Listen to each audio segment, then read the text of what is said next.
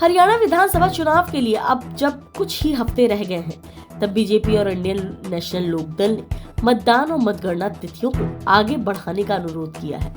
निर्वाचन आयोग को लिखे पत्र में दोनों दलों ने चुनाव तिथि से पहले और बाद में छुट्टियों का हवाला देते हुए कहा कि इससे मतदान में गिरावट आने की आशंका है।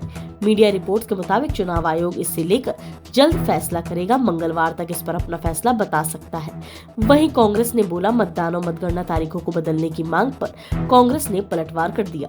पार्टी ने कहा कि बीजेपी विधानसभा चुनाव से डर गई है। पार्टी की ओर से कहा गया, हरियाणा के मतदाता बेहद जागरूक हैं।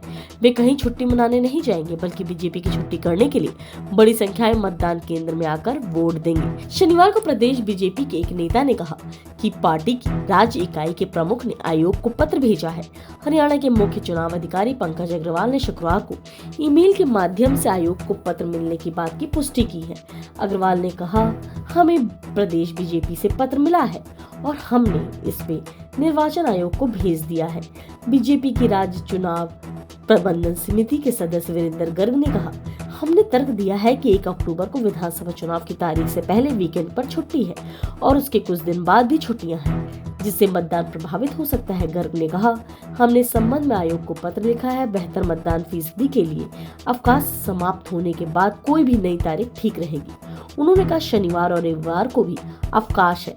1 अक्टूबर को चुनाव अवकाश है। इसके बाद 2 अक्टूबर को गांधी जयंती है। 3 अक्टूबर को महाराजा अग्रसेन जयंती के कारण भी अवकाश है। दूसरी ओर एलओ के प्रधान महासचिव अभय सिंह चौटाला ने मुख्य चुनाव आयुक्त को इसी आशय में पत्र लिखा।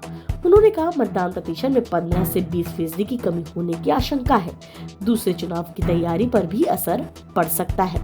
रोहतक से कांग्रेस के सांसद दीपेंद्र हुड्डा ने सोशल मीडिया मंच पर लिखा, हरियाणा बीजेपी ने चुनाव आयोग को चुनाव टालने के लिए पत्र लिखा है, जो यह दर्शाता है कि बीजेपी चुनाव में किस कदर घबराई हुई है। अपनी हार सामने देख सत्ताधारी पार्टी बचकाने हरकतें और तर्क दे रही है।